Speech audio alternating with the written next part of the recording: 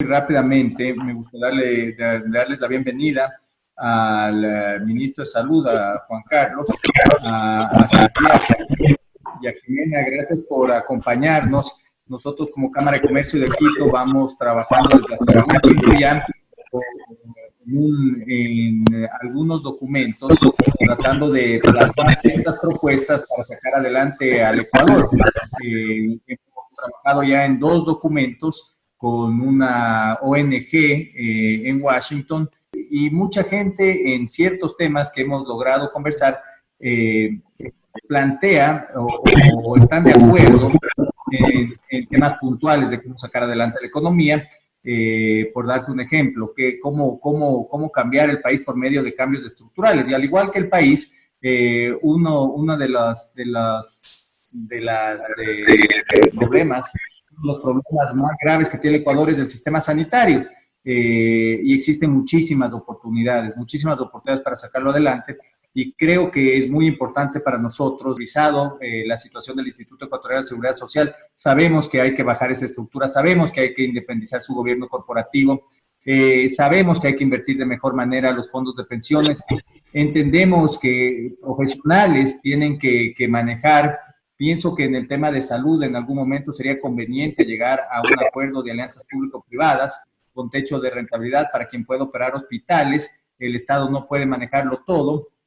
Creo que cada profesional en su profesión, los profesionales de sus diferentes ámbitos lo podrían hacer. Pero más allá de eso, les quiero agradecer por su presencia el día de hoy, por ayudarnos con su opinión. Y muchísimas gracias, Jimena, también por acompañarnos el día de hoy. Bienvenidos, señores.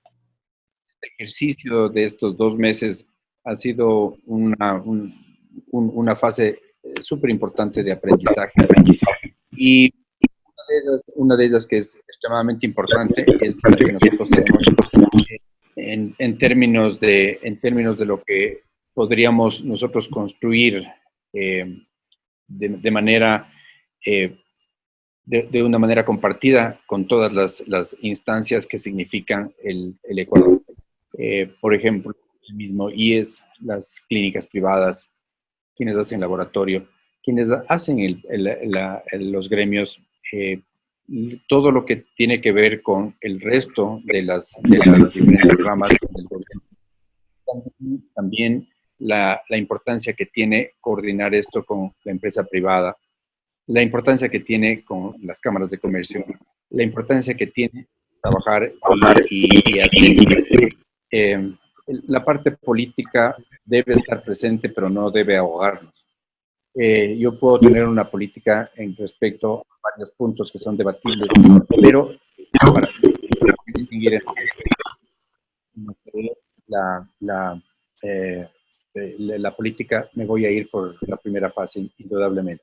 Y todas mis decisiones van a estar y necesitan que estar basadas en ese tipo de evidencia, en ese tipo de evidencia técnica. En estos meses han habido y muchas posiciones que no necesariamente son antagónicas. Y la invitación es a que sean complementarios. Discernir, y es algo que yo he venido repitiendo siempre, es absolutamente necesario. Estamos viviendo una democracia y tener puntos de vista diferentes Sin embargo, también no puedo yo ponerme en una posición solamente de palabra. La contribución a eso es algo que es absolutamente esencial. ¿Cómo yo contribuyo? ¿Cómo escucho? ¿Cómo cedo? ¿Cómo negocio para un bien común? Y el bien común es la salud y el bienestar de los ecuatorianos. Entonces, esa es la segunda reflexión. La tercera reflexión, y me entristece enormemente lo que voy a decir, estamos dentro de un sistema absolutamente corrupto, en el cual la persona que tiene la oportunidad de robar, roba. La persona, el dirigente, sea un funcionario público o sea alguien que tiene la menor posibilidad dentro del campo privado o de hacer negocios en el campo público, etcétera, trata de sacar ventaja.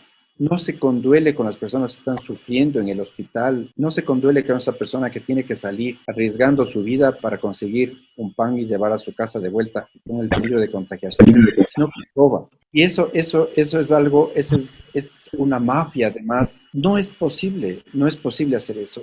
Y yo voy a terminar, no me quiero alargar mucho, con una reflexión que a mí me han dicho, bueno, ¿por qué te hiciste cargo en estos momentos? En estos momentos tan difíciles de una cuestión. Yo me siento preparado para esto, no desde el punto de vista personal, sino porque yo he tenido los contactos en Europa, tengo los contactos internacionales, tengo los contactos en los Estados Unidos, particularmente, porque soy parte de una red de manera voluntaria que trabaja de manera voluntaria para el bien de las personas, para el bien de los países, para el bien de la comunidad. Yo puedo hacer gestión pública. Yo estoy capacitado para hacer eso. Y tengo la intención de hacer la gestión pública transparente. Ese es el legado que yo quiero dejar a la generación de mis hijos. Yo concluyo con esto, Jimena, y cualquier... Gracias. Gracias a Jimena y gracias a las cámaras. Un gusto estar acá con el señor Ministro de Salud, Juan Carlos Ceballos, con cual hemos mantenido un diálogo absolutamente franco, a veces en situaciones también muy complejas y todo por la situación misma que estamos viviendo, pero siempre ligado a lo que estamos conversando aquí, que es el bien común. Creo que eso es fundamental entender. El bien común y el bien de la comunidad es lo que nos llevan a esta cultura del diálogo, que nosotros la aceptamos y que más bien agradecemos la absoluta apertura del Ministro de Salud para dialogar, para conversar, a pesar de que no podemos en ciertas cosas estar de acuerdo, pero creo que el diálogo es fundamental. Y esa cultura de diálogo, estamos encaminados absolutamente claros entre el Ministerio de Salud y el gremio médico. El gremio médico nace con la expectativa de dar un soporte de bienestar a todos los médicos del país, pero aquí no solamente hablamos de médicos del país, aquí hablamos del equipo de salud. Y el equipo de salud incluye enfermeras, incluyen odontólogos, incluye todas las personas que estamos dedicadas al tema de la salud. Pero ese bienestar va y está absolutamente ligado al bienestar del pueblo ecuatoriano, de la gente a quien atendemos y que pretendemos atender con la mayor calidad posible, siempre y cuando tengamos todas las herramientas para esta atención. Y estas herramientas en el sector público está clarísimo que el Ministerio de Salud tiene la responsabilidad mayor para que nosotros como médicos demos la mejor atención y el equipo de salud dé la mejor atención a la gente, a nuestro pueblo. Los esfuerzos estamos viéndolos, de hecho, y yo, Jimena, le había dicho, y no porque el señor ministro esté aquí, había dicho que por fin tenemos un ministro de salud, y él le había dicho a él también, y además con experticias, y porque nosotros hemos estado reclamando durante todo el tiempo que debíamos tener gente con experticias, gente buena, buenas personas de manos limpias, para que estén manejando el sector público de la salud, para que podamos tener absoluta claridad de idea para salir de una pandemia, de un virus y de un comportamiento viral que no conocemos, que no habíamos visto y que por lo tanto estamos aprendiendo muchas cosas, inclusive terapias nómadas, terapias que no están escritas ni tienen evidencia, pero que probablemente por la idiosincrasia, las particularidades, las singularidades de nuestro pueblo y todo, las vamos adoptando para salir adelante en un problema tan serio y tan grave, que ha cobrado la vida de muchos de estos actores médicos y de los paramédicos en esta pandemia. Y vamos a seguir dando la vida por esto, porque esa es nuestra obligación moral, ética y profesional. Vamos a dar la vida por esto, y los médicos ecuatorianos estamos preparados para este tema. Y también estamos preparados para dar aportes. Queremos dar aportes para que salgamos de estos problemas que se vienen ahora con los temas económicos que de hecho y sociales que de hecho tenemos que enfrentarlos también. Y los aportes que pretendemos ya los vamos a conversar. Y hemos estado conversando con el señor ministro los aportes que pretendemos como Federación Médica Ecuatoriana y como gremio médico absorbiendo a todos los profesionales de la salud que les estaba comentando a ustedes. Y estos aportes van encaminados al bienestar y el bien común. Esta es la palabra fundamental, el bien común. Queremos un bien para todos, no para unas personas, no para un grupo, sino para toda la sociedad ecuatoriana. Queremos ese bienestar. Y ese bienestar viene por la seguridad que tenemos que darles los médicos, y que de hecho esa seguridad de los médicos la da el órgano central, el Ministerio de Salud, la autoridad sanitaria, para que podamos trabajar adecuadamente en todo lo que esto significa. El tema de recuperar la salud, no está el tema de la recuperación como tal y la guerra contra esta pandemia en los hospitales, porque a los hospitales están yendo lamentablemente los pacientes que ya no hemos podido controlar en la comunidad, pacientes graves que tienen que ir a terapia intensiva y que tienen que enfrentar una situación supremamente delicada y grave. Esta pandemia está absolutamente claro que tenemos que combatirla en la comunidad con la activación de líderes comunitarios. Ya vamos a ver cuáles son las propuestas que tenemos y que se están acogiendo, de hecho. Por ejemplo, tenemos algo que uno de los coordinadores del señor ministro de la Zona 9 ya ha acogido como este tema de liderazgo comunitario y un asunto como de un centinela de la vigilancia comunitaria, esta activación de estos líderes comunitarios para esta vigilancia en esta pandemia, para que pueda ser el encargado de regar todo lo que significa los cuidados en el barrio, en la cuadra, en la casa, etc. Entonces, estamos realmente viviendo cosas distintas en una pandemia viral que no conocíamos y de la cual estamos aprendiendo, y que estamos más tranquilos porque hay gente experta en la cabeza de este ministerio y que está pretendiendo, de hecho, y que tiene que hacerlo de esa manera, poner a la gente más experta para que podamos trabajar conjuntamente en la solución de los problemas que se presentan. Muchísimas gracias, doctor, por eso, y me encanta escuchar esa pasión del grupo de los médicos que están aquí para darse. Usted menciona no solamente conseguir el bienestar y el bien común de la gente, sino dar su vida, y que requieren también para eso el apoyo del Ministerio de Salud y conseguir los mecanismos de seguridad para ellos mismos. Le oigo dos temas como concretos. El uno es el tema de las terapias nómadas, que permite ir creando al andar, haciendo camino al andar un poco en un país que ha tenido que hacerlo así durante muchos años. Y el otro, este tema de pensar que pueden haber líderes comunitarios que ayuden a regar la información que es médica, que es básica, para poder controlar los virus, y esto es importante. Déjenme hacerles una pregunta, tal vez para ir caminando hacia adelante, y la primera es, ¿cómo podríamos nosotros pensar en fortalecer el sistema sanitario en el Ecuador, con vistas a que en algún momento vamos a pensar en que se va a abrir la cuarentena y eventualmente el COVID nos va a acompañar algunos meses, no sabemos, años más, hasta que pueda haber un tratamiento? ¿Qué necesitamos lograr para que el sistema médico de salud pública o el sistema de salud pública se fortalezca y pueda atender los casos que van a seguir viniendo en el camino? Y tal vez, señor ministro, le pregunto primero a usted. Sí, con mucho gusto, Jimena. Es una pregunta interesante, no tiene una respuesta fácil, pero la primera en la cual yo estoy impulsando es el fortalecimiento de la atención primaria de salud. Uh-huh. Esto no ha sido un objetivo de las anteriores administraciones. Era reforzar todo lo que era la parte curativa, los hospitales, ambulancias, etcétera, que son necesarios. Pero el énfasis de lo que yo percibo es el fortalecimiento de la atención primaria de salud. Este es el primer control que nosotros tenemos. Es la gente que está efectuando algunos de los programas, por ejemplo, médicos del barrio, los que se llaman los TAPS, que son los técnicos de atención primaria de salud. Son los que entran en contacto con lo que el doctor Carrasco mencionaba, los líderes de la comunidad, que crean los comités barriales. Y eso ha sido extremadamente importante para esta pandemia. Ha sido extremadamente importante para esta pandemia y ha marcado una diferencia notable entre lo que sucedió en Guayaquil y lo que está sucediendo ahora en Quito. Usted ve una curva exponencial. Yo he compartido varias de las diapositivas y de las presentaciones con con algunas personalidades y con algunas instituciones, particularmente el Distrito Metropolitano de Quito.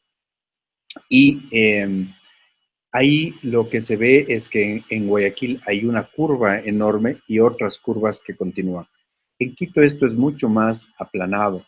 Es el diámetro hacia arriba, en orden vertical, es bastante más pequeño. Y hablo de unas especies de ondas que se van dando. Ese es un concepto extremadamente importante desde varios ángulos. El primero es que si no hubiéramos tenido la atención primaria de salud puesta en Quito, probablemente hubiéramos sufrido lo que sufrimos en Guayaquil, porque en Guayaquil no fue posible activar el sistema de atención primaria de salud. Este primer nivel no fue posible, porque la gente estaba enferma, que atendía ahí, los médicos, los prestadores de servicios estaban enfermos, o la gente tenía demasiado recelo de salir de su casa al principio, o la gente no tenía también una gran miedo de contagiarse. En Quito, con esa dolorosa experiencia de Guayaquil, sí, y en el resto del país, debo decir, en la mayoría del resto del país, sí nos ha permitido llegar a ese punto. Entonces tenemos activados, por ejemplo, en Quito, 137 centros, subcentros pequeñitos, hospitales, etcétera, en toda la ciudad, que contienen esa base, que identifican al paciente, que identifican el caso, porque con la ayuda de la comunidad están trabajando para la identificación del caso, para el aislamiento del caso, para brindarle lo que ese caso que está aislado, que no puede trabajar, etcétera, necesita, para hacer el cerco epidemiológico, es decir, hacer un acercamiento a las personas que son potencialmente contagiadas, que pueden ser potencialmente contagiadas, como para darles el seguimiento que necesita. Y este es un trabajo magnífico que se ha hecho en Quito. Y esa es la diferencia entre aquellas ondas y esa cuestión grande. Entonces, la primera parte es esta. La primera parte es el fortalecimiento de la atención primaria de salud. Y me voy a referir simplemente a dos más, para no quitarles mucho tiempo. La segunda es la importancia que tiene la relación con la academia, la importancia que tiene la capacitación, tanto local, nacional, a nivel de varias academias, y obviamente con los gremios que están representados acá. Pero también a nivel internacional. Nosotros debemos aprender internacionalmente. No estamos regionalizados. La región de Guayaquil no debe seguir, y no debemos ser solamente ecuatorianos. Estamos siendo latinoamericanos y ahora más todavía estamos siendo globales en este asunto. Lo que pasa en China nos afecta inmediatamente acá. Lo que pasa, la experiencia que está sucediendo en este momento en Nueva York, la aprendimos, lo que está sucediendo en Nueva York, lo ponemos en práctica mañana. Y esa parte internacional, esa parte de aprendizaje internacional es absolutamente requerida. Porque no va a ser la última, ni siquiera esta pandemia ha acabado, ni va a ser la última pandemia con la que nos enfrentemos. Entonces, este aprendizaje global es absolutamente importante. Y la tercera, hacer los correctivos que tienen que hacerse en términos de la disminución del gasto y hacer una inversión que sea absolutamente transparente, óptima. ¿A qué me refiero?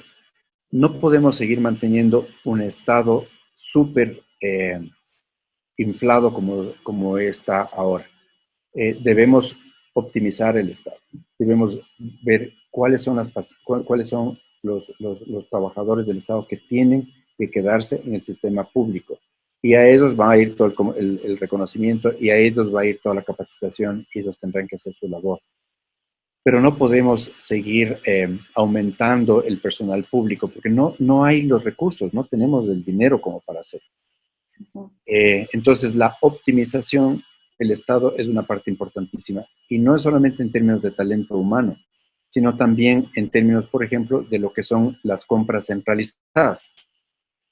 Una reflexión nada más acá. El Ministerio de Salud solamente tiene 700 posibilidades de comprar insumos.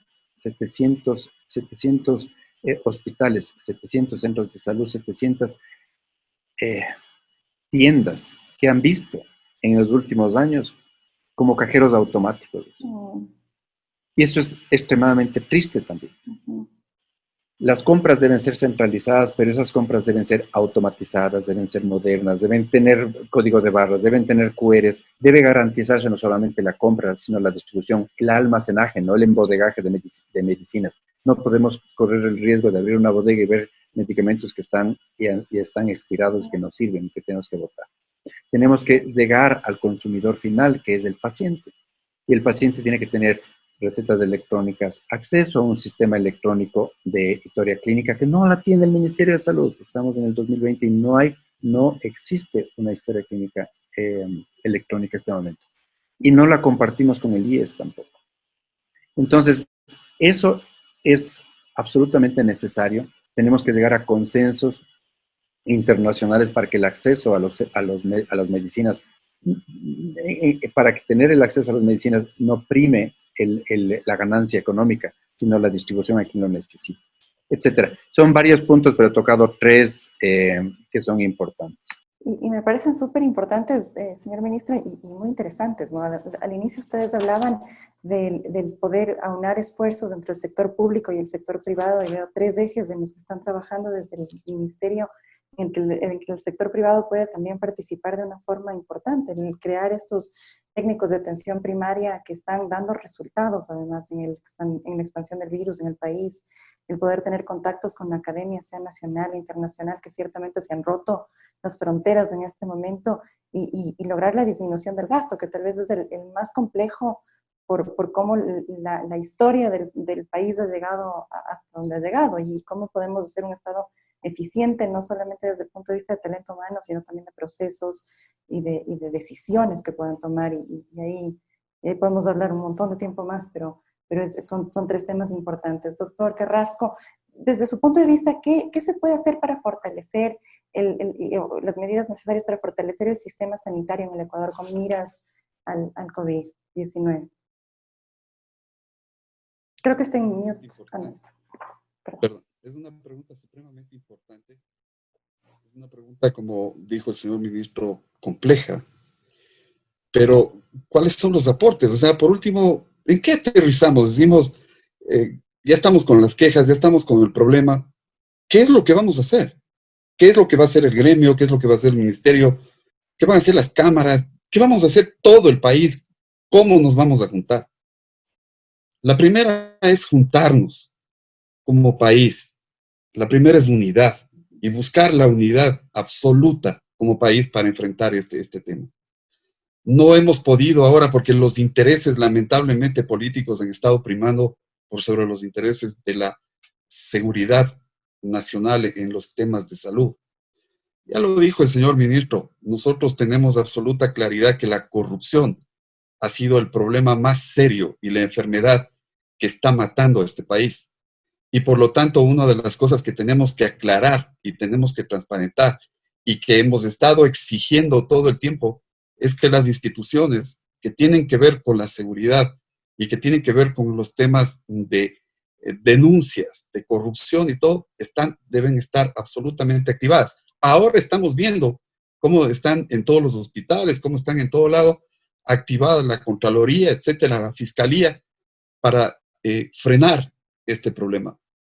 Realmente nos duele a todos la corrupción, nos duele a todos porque destruye y condena a una población a romper con todas las voluntades absolutamente claras de los valores básicos del ser humano, como por ejemplo la solidaridad, el tema de ser solidario y no enriquecerse a costa del dolor de la gente.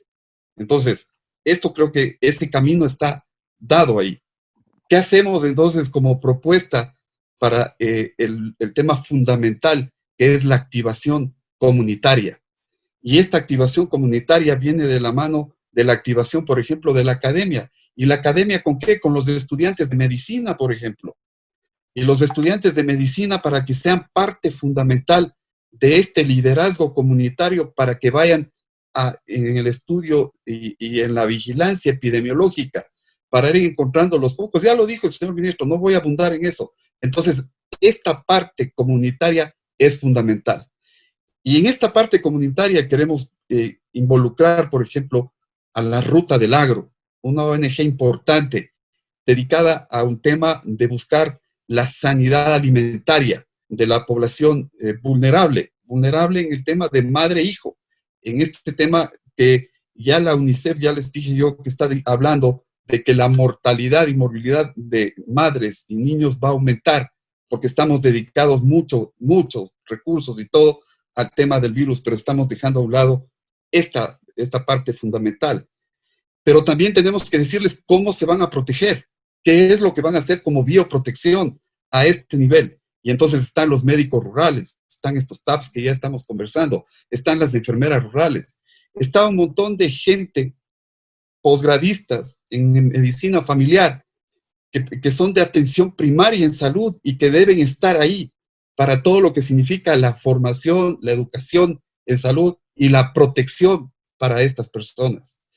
Está toda la posibilidad de las mismas, de los mismos sectores económicos del país para llevar temas de crecimiento económico en el agro, en la gente que nos está dando de comer, la gente que está preocupada de darnos de comer, que también son parte de esta lucha fundamental contra este virus y contra esta pandemia.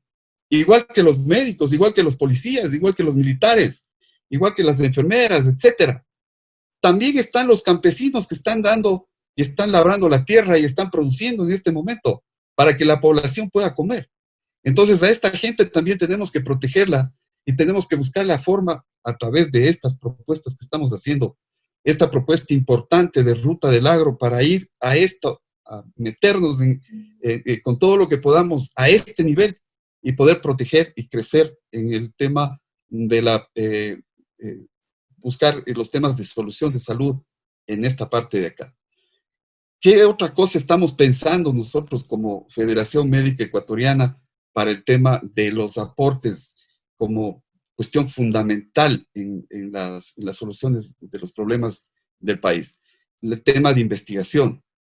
Y, por ejemplo, nosotros estamos con gente muy importante, gente experta, epidemiólogos, estamos con inmunólogos, estamos con internistas, estamos con infectólogos, etcétera, con mucha gente, sociedades científicas, la academia, gente que está investigando.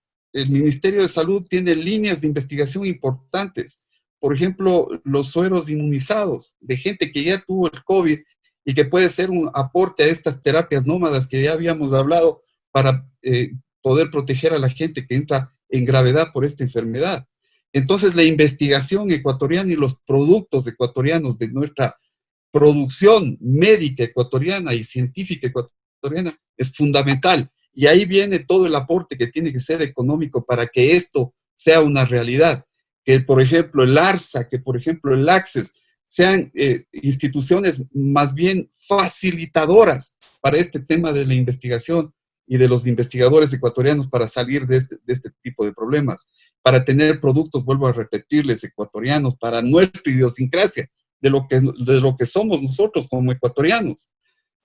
Todas estas cosas son para nosotros fundamentales, además de las que el señor ministro ya ha dicho, y que queremos, de hecho, enfatizar, y que estamos en lo que en esta conversación tenemos, es una conversación para pensar que sí podemos estar juntos para salir adelante de este problema.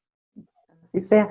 Lo que le oigo, doctor, me parece súper interesante. Quisiera empezar tal vez por esto último, de crear ciencia nacional, de generar propiedad intelectual nacional y más bien promover esa investigación y el desarrollo de terapias que tal vez en otros lados no se han visto y que sirven desde nuestra perspectiva y desde nuestra idiosincrasia. Tal vez lo que me parece escucharle es facilitando los procesos que tienen las entidades que están a cargo de promover ese aporte intelectual. Y motivando a los investigadores, no sé si conectando a los investigadores para que sepan quiénes están haciendo qué y cómo, no sé si ellos tienen esa conexión.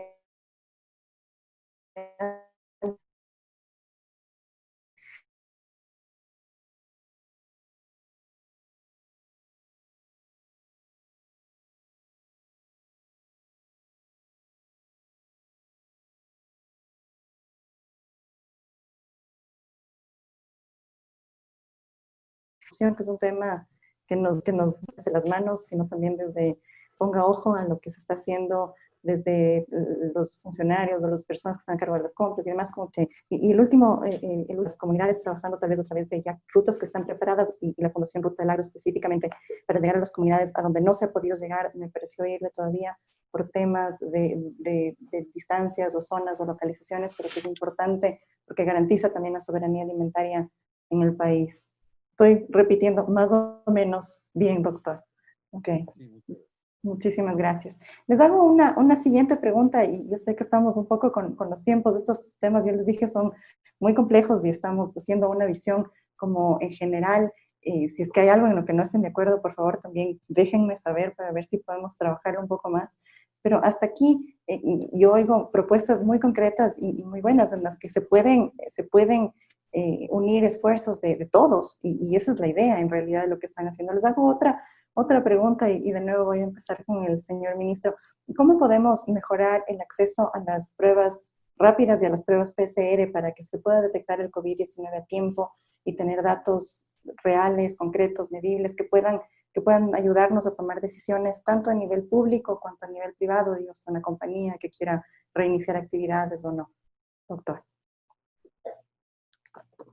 Sí, gracias, Jimena. Antes de esto, déjenme entusiasmarme un poquito con algunas cosas. Somos capaces de crear, somos capaces de contribuir al mundo. Una de las cuestiones más importantes que he visto en estas cortas semanas es que hay un grupo de biotécnicos que están todavía trabajando en la parte de atrás del antiguo Hospital Eugenio Espejo, o en el antiguo Hospital Eugenio Espejo, en lo que es ahora el centro de convenciones. Y entre 12 y 14 personas me llamaron a mí un día y me dijeron, mire, queremos aportar. Nunca pidieron, ¿no? Siempre dijeron voy a aportar, que ya es culturalmente extremadamente importante. Y estos biotécnicos dijeron, además no queremos ganar nada, somos voluntarios. ¿Y sabe lo que hicieron? Crearon prototipos de monitores, de ventiladores. Perdón, no de monitores, de ventiladores. Ellos con sus propias cuestiones, desarmando unos, poniendo otros en orden, y desarrollaron un prototipo. Algo increíble.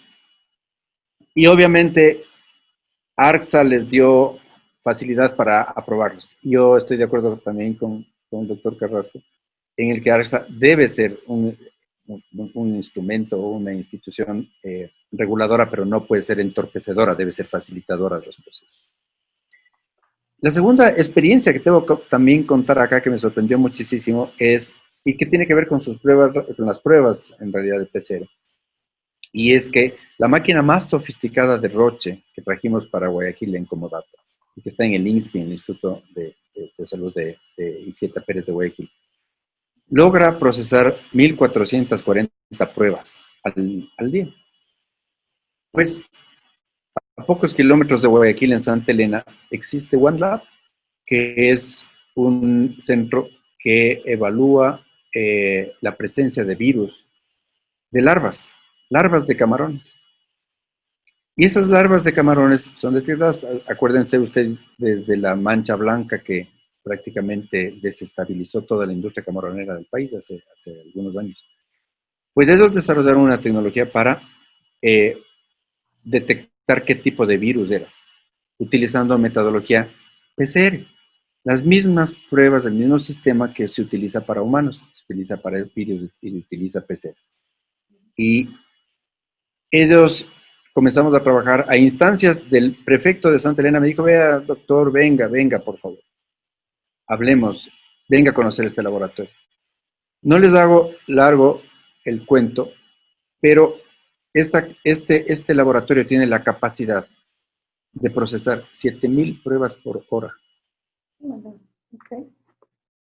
Un tercer ejemplo. Entonces somos capaces, y es una contribución al mundo de lo que estamos haciendo. A nadie se le ocurrió utilizar micropipetas en lugar de pipetas más grandes y toda la cuestión, etcétera. Y hemos trabajado con Franklin Pérez en eso y nos ha servido como para agilizar el problema grandísimo que teníamos de lo que se llamaban las pruebas represadas, que todavía me acusan en la prensa. Pero esa fue una de las salidas. Quizás si vale la pena un tercer ejemplo, pues a alguien se le ocurrió cuando la prueba está tomada del hisopado y se la lleva del lugar donde se toma hacia el laboratorio para ser procesada esta prueba. Tiene que ser transportada en un líquido, en un medio de transporte.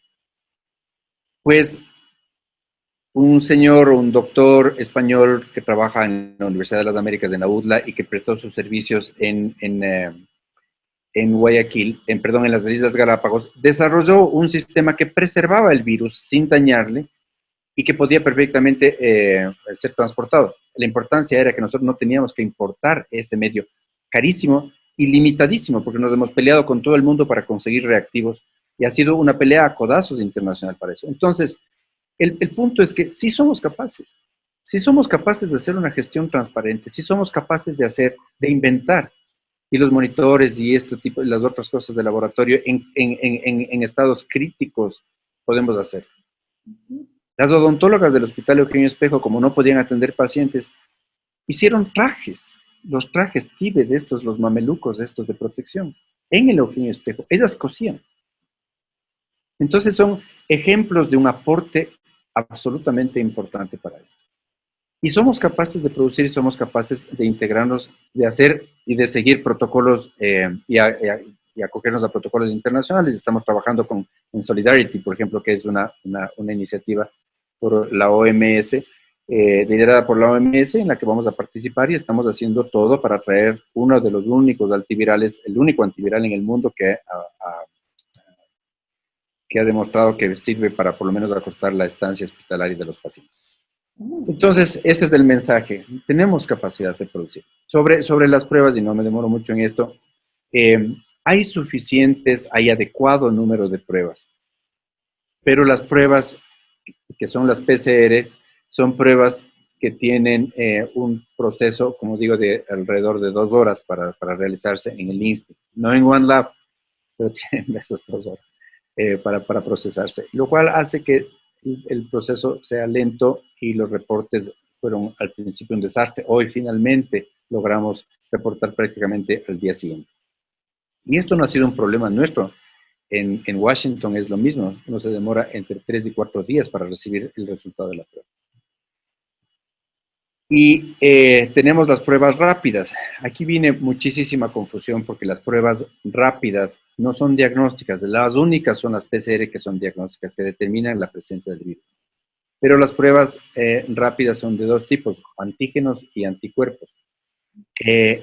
Y esto es bastante confuso, porque si es que yo detecto con una prueba rápida la presencia de antígeno, yo necesito tener una población que está exponiéndose. Hace 4 semanas en Quito hicimos pruebas PCR, por ejemplo.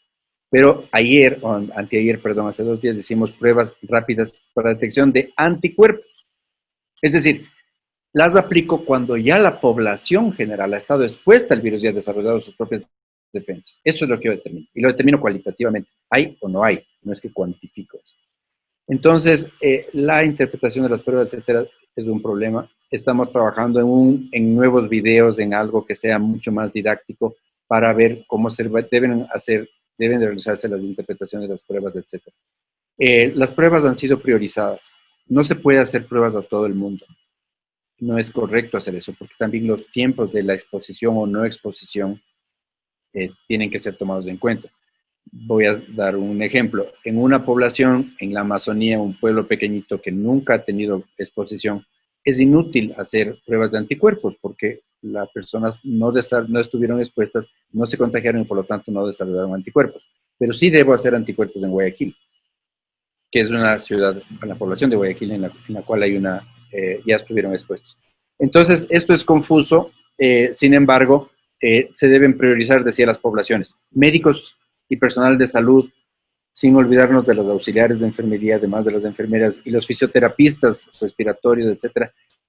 El camillero que entra a una sala de aislamiento, es importante que lo tengamos ahí. La persona que está limpiando ciertos sectores y la que maneja todos los desechos comunes contaminados. Son muy importantes que se hagan esas pruebas. Los militares que están al pie del cañón haciendo los controles los policías que dan multas a los que se escapan o del aislamiento y de los toques de queda, deben ser esos priorizados. Todos los guardias o del sistema de seguridad carcelario, por ejemplo, tienen que estar ahí también.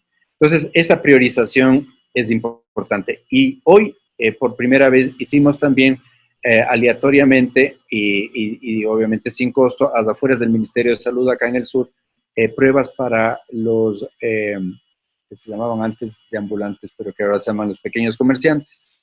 Y los hicimos justamente para dar ese sentido que hablaba también el doctor Carrasco, de sentido comunitario. Allá nos debemos, allá vamos. Esa gente nunca va a poder pagar una prueba.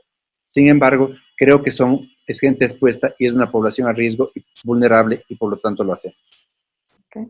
Entonces, yo le digo, ministro, déjeme solamente recoger los dos principios que me encantan, además, porque creo que es lo que estamos trabajando ahora, y es el que cada uno pueda desde su propia esfera reconocer yo puedo aportar, qué es lo que yo puedo dar para salir adelante. Y el segundo es de que como ecuatorianos y como sociedad podemos crear y podemos hacer un montón de cosas que nos permita desarrollar, no solo tecnología, procesos, y caminos, ideas, y eso es importante decirlo. A veces faltan esos mensajes y es importante. Y lo otro que estamos trabajando con las pruebas, les escucho que para usted las pruebas, del número de pruebas es adecuado, las PCR, que las pruebas rápidas tienen que hacerse sabiendo qué es lo que vas a medir exactamente, si es antígenos, anticuerpos, y priorizar a quienes realmente han estado expuestos, porque de otro modo estamos de alguna forma gastando las pruebas sin que eso pueda darnos una información real del tema. Doctor Carrasco, la misma pregunta, ¿cómo hacemos para generar un mayor acceso a pruebas rápidas y PCRs para detectar COVID y lograr con eso tener información que nos permita tomar decisiones? Ya el señor ministro ha explicado. Yo quisiera más bien, Jimena, si me permite abordar la pregunta, ¿qué no deberíamos hacer más bien? Ok, está bien, también funciona. ¿Qué no deberíamos hacer? Y no deberíamos hacer desligarnos de todos los protocolos que se están creando. También tengo que contarles que, por ejemplo, en el COE Nacional, en la Mesa 5 de Salud, están sociedades científicas del Ecuador, está el gremio, está el Ministerio, obviamente, de Salud, están todas las instancias que hacemos y que estamos involucradas en este tema. Y estamos creando protocolos y estamos creando guías y todo, que son que son protocolos, que son guías, que a uno le pueden le dar una idea de qué hacer o qué no hacer. Y en estas guías y protocolos está absolutamente claro todo este tema de cuándo vamos a usar y qué tipo de pruebas vamos a usar. Ya lo dijo el señor ministro absolutamente claro, él es un experto en esto.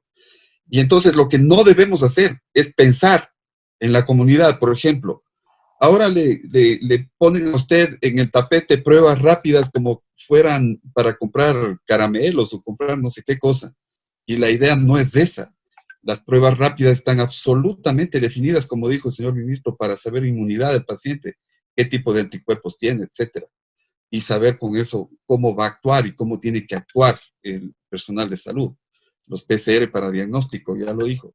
Pero entonces nosotros no debemos utilizar este tipo de pruebas porque lamentablemente aquí también lo que se ha dado es una especie de un mecanismo de también enriquecerse a través de este tipo de cosas. Y no está bien, para nada, no estamos, pero para nada contentos con el tema de que puedan estar estas pruebas a disposición de cualquier persona. El ministerio tiene una guía absolutamente clara a través de uno de sus estamentos para que laboratorios puedan tener la actualización de todos sus procesos y todo, y puedan tener el permiso para poder hacer pruebas rápidas, por ejemplo. Y ahí podemos dar un ejemplo del Club de Leones, donde yo trabajo. En el Club de Leones hemos hecho todo con el Access para tener esta aprobación para poder hacer pruebas rápidas, pedidas por médicos especialistas que tienen la idea de cómo hacer el tema, a quién pedir, etcétera, y cómo interpretar. Y entonces ahí vamos a tener un tema de que va a ser válido y vamos a validar muchas cosas con estas pruebas. Y los PCR que tienen ya muy clara la especificidad para qué sirven y quiénes las van a hacer. no todos los laboratorios, ni mucho menos pueden hacer, ni a nadie se le ocurre estar diciendo yo le voy a hacer una prueba de PCR y esto, porque lo único que ha creado y lo único que va a crear es confusión en la comunidad y en la gente. Entonces no debemos hacer ninguna de estas cosas que no sean las que están absolutamente claras y puestas en las normas y protocolos y guías para que la gente que sabe y entiende pueda interpretar esto y sirva como insumo para todo lo que significa la toma de decisiones en esta pandemia tan seria y difícil, pero que la estamos peleando y que la estamos luchando juntos, todos. Y entonces ahí viene el tema de por qué esto y de la prueba y de las historia clínica electrónica que el señor ministro hablaba y que yo ya le había comentado al señor ministro, tenemos una buena noticia. El Colegio Médico de Imbabura, el doctor Líder Reyes, su presidente, nos acaba de enviar todo un esquema de historia clínica electrónica que vamos a presentarle al señor ministro, que vamos a aportar con esto, la Federación Médica va a aportar con este tema de una historia clínica electrónica para discutirla, con los especialistas en estos temas, pues que se metan a trabajar en este tema y sacar algo que sea también ecuatoriano para nuestros temas, para lo que, aparte de todo digamos, la base que debe tener una historia clínica a nivel mundial y todo, pero que también tiene que tener las características de nuestro país y de nuestras cosas y de nuestro idioma y de cómo hablamos, etcétera. Cosas nuestras como Ecuador. Entonces, hacemos también un tema de un aporte en este tipo de cosas. Y de las pruebas, pues ya se dijo. Y lo que no debemos hacer, ya lo dijimos, y espero que esté absolutamente claro para todos, mi querida Jimena. Muchísimas gracias, doctor. Importantísimo esto y poder utilizar las pruebas siempre zapatero a tus zapatos, con gente que conozca, que pueda guiar las cosas, que sepa cómo leerles, que sepa cómo interpretar los datos, que pueda disponer en la utilización de las pruebas y hacerlo conforme las guías. Le escucho también que la guía y el protocolo puesto por el Ministerio de Salud es correcto, están trabajando bien con esas guías y las personas privadas, dígase, yo no puedo salir y comprar una prueba en la calle y decir, a ver, voy a ver si es que he tenido o no he tenido COVID, porque eso podría generar unos resultados que no sabría cómo leerlos en realidad. Me encanta lo otro que le oigo, doctor Carrasco, porque tiene mucha relación con lo que decía el señor ministro hace un momento, que es cómo yo puedo aportar y yo puedo poner en la mesa algo que nos permita avanzar. Y hace un momento el doctor Ceballos nos decía que entre las cosas que estaban pendientes de definir era el asunto de tecnológico, el poder tener una compra centralizada, una historia clínica electrónica que nos permita a las personas conseguir los medicamentos, que sepamos dónde están electrónicamente, que quita además un montón del error humano y de la intención de error humano. Y le escucho que de parte de la Asociación de la Federación Médica Ecuatoriana les están presentando al ministro también esta historia clínica electrónica y quisiera tal vez aquí hacer uno de estos juegos, doctor Ceballos, ha tenido la oportunidad de verlo, quisiera recibirlo, ¿qué opina? Tuve un problema de audio, perdón, un segundito, Jimena, ¿me puede devolver la pregunta? Disculpa. Entonces, como dicen los mediadores, le cuento, le tengo una buena noticia. La Federación Médica Ecuatoriana está comentando que han trabajado en el desarrollo de una historia clínica electrónica, que es justamente lo que usted nos comentaba hace un momento, que es un tema que el país necesita desde la Federación como un aporte hacia el Ministerio de Salud para poder consolidar la información de los datos. Entonces quería un poco preguntarle su opinión y reacción al respecto. Esa es la manera como tenemos que trabajar. Tenemos que evaluar eso, más aún si es algo que nace de alguien del Ecuador y que está muy bien orientado en tema de los términos médicos, el dialecto, etcétera. Sería interesantísimo y te agradezco de antemano, Santiago, por ese aporte, obviamente. Qué bonito. Ok, a ver, les cuento un poquito. Yo estoy fascinada con esta conversación. Tenemos 2 temas más y 2 preguntas más que quiero hacerles, pero son las 5. En teoría tenemos que terminar a las 5:30. Entonces, quiero hacer más bien un resumen, ir viendo si estamos más o menos de acuerdo y si nos queda tiempo podemos entrar en uno de los siguientes temas. ¿Les parece? Ok, entonces, Entonces, tenemos yo creo que estos dos conceptos que nos pone el doctor Ceballos son súper importantes. El reconocer que cada uno de nosotros desde nuestra esfera tenemos que hacer un aporte y saber cómo nosotros estamos ayudando para resolver los problemas de salud en este caso y los problemas generales a nivel país, como para poder poner el hombro. Que le escuché al doctor Carrasco también decir, ya es suficiente de quejas, todos han dicho que está mal y cómo critican, pero después de criticar, ¿qué estamos haciendo nosotros también para cambiar esa dinámica? Y eso le agradezco también, doctor, porque ese creo que es como el primer concepto grande y que lo estoy viendo ahora en esta conversación que ustedes están haciendo. Yo pongo el hombro y queremos salir adelante juntos por lograr el segundo gran concepto es este bienestar, salud y bienestar de todos los ecuatorianos con una visión comunitaria que también les oigo a los dos decir, enfocarse en estos grupos más vulnerables que tengan más necesidad, las personas que están trabajando en la tierra a través de la ruta del agro, las personas que están en los puestos de vendedores informales alrededor del Ministerio de Salud, que son personas que no van a poder acceder necesariamente a las pruebas, y tener este enfoque comunitario desde el cómo nosotros podemos apoyar. La otra cosa que me encanta escuchar y que les oí también a los dos es que nosotros como país y como profesionales y como grupo de médicos tenemos mucho que aportar desde una realidad distinta de la realidad de Suecia, por ejemplo, sino desde nuestra realidad ecuatoriana, y poder crear terapias nómadas, crear terapias que no se han pensado, crear sistemas y mecanismos que no han existido en otros lados, utilizar las pruebas PCR del camarón para poder procesar, y ganándole inclusive la batalla a la compra de pruebas a nivel mundial, y poder lograr conseguir los resultados de eso y reconocernos como ecuatorianos, como personas capaces y profesionales de poder hacerlo y avanzar desde nosotros. Oigo también algo en lo que están de acuerdo, y es que para lograr que haya este desarrollo intelectual, también tenemos que facilitar los procesos de las entidades de control o de las entidades de facilitación, en este caso específicamente el ARCSA, y oigo también que hay un acuerdo ahí como una medida concreta en que podemos trabajar en desregular o facilitar los caminos desde el ARCSA. Oigo también a ambos que es importante trabajar con los técnicos de atención primaria, con los médicos rurales, con los médicos que están en los barrios, que están con la gente, dándoles primero educación de cómo manejar el tema de salud, de cómo podemos hacer pues, que la gente conozca, lavarse las manos y demás, que tenga a quién acceder, alguien que conozca y que tenga los protocolos y pueda decir, sabe que hagamos la prueba o no. Y además también crear una fórmula de principios, de darles a la comunidad, empoderarles en un sistema de vigilancia para prevenir temas de corrupción a nivel nacional. Y creo que eso tal vez, si es que no sé, lo comentó el doctor Carrasco, pero no sé si se lo había hecho o se lo está haciendo, pero podría ser interesante tener ese acceso al dar principios también a la gente y asegurarnos que siempre alguien te está viendo, ¿no? Y que no pueden hacer lo que quieran que decía el señor ministro, que es un problema endémico nacional.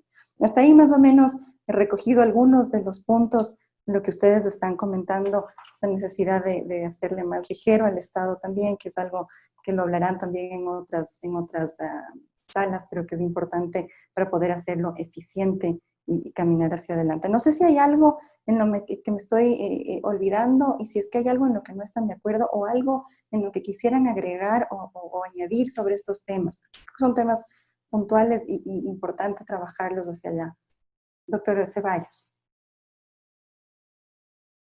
Yo creo que la reflexión o el mensaje de este coloquio que hemos tenido en la tarde es en realidad la importancia de la comunicación, la importancia de tomar decisiones conjuntas, no necesariamente por consenso, debo decir, porque es muy importante tener visiones diferentes que construyan democracia y que construyan diferentes ángulos, ¿no? Eso es lo que yo creo que es importante. Y algo que en la invitación va, que es el asunto de la post-cuarentena, ¿no? Es verdad que tenemos que vivir con este virus un poco de tiempo y que tenemos que tener algunas normas que ya ha señalado también el doctor Carrasco de la importancia de ese distanciamiento, de evitar las reuniones de más de 10 personas, etcétera, etcétera. Y eso va a ser. Y el trabajar conjuntamente con las empresas. Miren, la empresa privada, la agroindustria, la farmacéutica, la banca, han sido unos ejemplos brutales en esta pandemia. ¿Por qué? Porque han sabido organizarse de una manera tal que no han parado. No se me ocurre a mí cómo la agroindustria puede parar, si es que a los 2 días se acaba completamente los cultivos, etcétera, etcétera. Pero ellos también actuaron. Y como digo yo, conjuntamente con supermercados, etcétera, y la cadena alimentaria en general, transporte también es importantísimo. Se mantuvo el transporte de alimentos, de alimentos, etcétera. Y entonces esa es otra cosa de reflexionar. El aporte que nosotros como ministerio podemos y se continuamos dando es no solamente en cómo manejar, cómo interpretar las pruebas, etcétera, etcétera, sino que nosotros mismos hemos ayudado a muchas de las industrias para la adquisición de ciertas pruebas, de interpretación de las mismas, y les hemos aportado también con algunas de las pruebas especialmente rápidas para que la gente vuelva a reinsertarse en términos laborales, no en términos sociales. Entonces, es eso lo que la reflexión ahorita es, miren, si todo el mundo arrima el brazo, como lo ha hecho a través de la Federación, por ejemplo, esta propuesta de historia clínica electrónica. Si nosotros tenemos el aporte de las donaciones, tanto nacionales como internacionales de la industria, si nosotros hemos logrado detener esta pandemia de alguna manera en Quito, por ejemplo, en el resto de las provincias de la Sierra, así está. Es porque hemos acatado ciertas de las normas y hemos trabajado conjuntamente para ello, y eso es absolutamente rescatable. ¿Cuál es el siguiente paso para esto? Es aceptar esa realidad y contribuir para la realidad y el compromiso y la obligación, la responsabilidad que el gobierno nacional tiene, especialmente el ministro de Salud, es continuar ofreciendo la seguridad de que el sistema sanitario sea capaz, sea adecuado, como para recibir los pacientes que sean necesarios, y vigile en coordinación con el resto de la población, con el resto de los gremios, con el resto de las instituciones de salud, si es que van a haber nuevos picos, nuevos brotes, y si esos brotes son manejables o no. Porque esto se viene, los brotes se vienen. Y la pregunta enorme es, ¿qué contribuye la sociedad a aquello? ¿Y cómo contribuye? ¿Y qué va a hacer el ministerio, el gobierno y las diferentes instituciones como para garantizar que nosotros podamos controlar eso? Un punto final es que tenemos que ser responsables. Estamos debatiendo ahora si es que es importante, si es que tan necesario es traer, por ejemplo, o facilitar el retorno de los ecuatorianos o abrir al turismo a través de las diferentes entidades que tenemos. Particularmente la llegada de los viajeros extranjeros que quieren visitar el Ecuador, el turismo ecuatoriano, no solamente parte de la ayuda humanitaria, sino eso. Y viene la gran pregunta, que es, ¿qué hago yo para garantizar que los 17 millones de ecuatorianos que estamos acá no tengamos un brote como el que tuvimos en San Borondón hace algunos meses? ¿Qué hago yo con eso? Entonces tengo que decir y solicitar, se tiene que hacer pruebas de PCR. Y muchos de la gente que está escuchando en este momento me dirá, pero eso es casi imposible. Estamos trabajando muy cerca con Cancillería y con varias de las embajadas y consulados a nivel de, especialmente Estados Unidos, Europa y en Latinoamérica, particularmente Colombia y Perú, para garantizar que las PCRs puedan ser allá y que sea un requisito antes de subirse al avión. Estamos en contra de la irresponsabilidad que algunos viajeros, como los que vinieron de Madrid o los que vinieron de Italia y especialmente Guayaquil, o de aquellos que se infiltraron en Nueva York en el avión y que sabiendo que estaban enfermos y que estaban siendo atendidos por su condición de COVID, se subieron al avión e irresponsablemente contaminaron al resto. Eso no es posible, o la gente que se escapa de los aislamientos, etcétera. Eso no es permisible. Tenemos que tener un sentido de responsabilidad. Entonces, y yo creo que ese es el mensaje final. Yo lamentablemente tengo que retirarme un poquitos minutos más. Entonces, les agradezco muchísimo por esto. Me quedo atento a las reflexiones de Santiago a este respecto y con eso yo me voy a despedir. Les agradezco mucho por la invitación. Espero que no sea la última. Sigamos, a pesar de que no lleguemos a consenso, es importante participar empujando el vagón de la democracia juntos.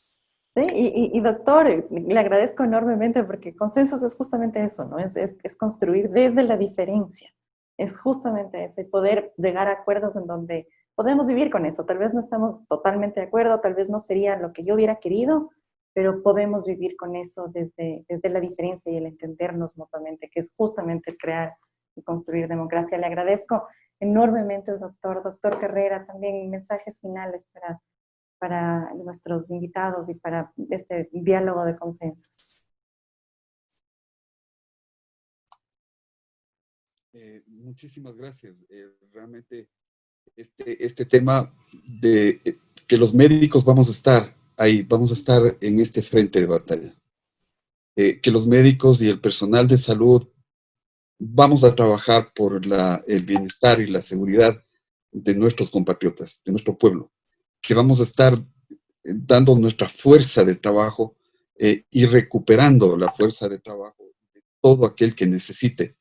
Y con esa recuperación de la fuerza de trabajo, porque la salud en forma integral, la salud no solamente como un tema de bienestar orgánico como tal, sino ese bienestar económico también, ese bienestar social también, ese bienestar psicológico, emocional, espiritual también, ese tema de esa persona holística, integral, ese bienestar absoluto que tiene que tener una persona para poder volver a emprender, por ejemplo, cualquier tipo de trabajo, cualquier emprendimiento que tenga que hacerlo. Y los médicos entonces vamos a aportar para que esta recuperación sea absolutamente integral y que esta persona entre nuevamente ahora, en esta post-cuarentena, a un trabajo absolutamente digno, responsable, solidario, comprometido con el avance de este país y con el bienestar de todos los ecuatorianos. Muchísimas gracias, doctor. En verdad, los médicos han sido los héroes en este camino y lo estamos viendo desde aportes muy prácticos, como el tema de la historia clínica electrónica, hasta aportes de vida, como usted los planteó inicialmente. Yo les agradezco muchísimo a nuestros dos invitados. El señor ministro tiene ya otros compromisos que no nos permite seguir avanzando con los temas, pero y le comprometo al doctor Carrera también a que nos acompañen en la siguiente. Tenemos 2 temas más y estoy segura que podemos trabajar muchos temas más. Les agradezco un montón, creo que ha sido una experiencia, perdón, el doctor Carrasco, me equivoqué, perdón. Ha sido una experiencia realmente muy enriquecedora de poder conversar con nosotros y empoderarnos como ecuatorianos, reconocernos como héroes, como lo pone el doctor Carrasco, y reconocernos también como personas creativas, intelectuales, capaces de crear y de producir y de aportar. Y la pregunta más importante, que creo que en la que estamos de acuerdo además el día de hoy, y que les hago a todos nuestros invitados y a todas las personas que estarán nos verán por las redes sociales, es cómo yo puedo aportar para sacar adelante el Ecuador y cómo yo puedo entender a los demás, a su punto de vista, para construir consensos y poder construir el Ecuador que queremos construir. Les agradezco enormemente a todos. Millones de gracias. Hasta luego, hasta luego. Muchísimas gracias.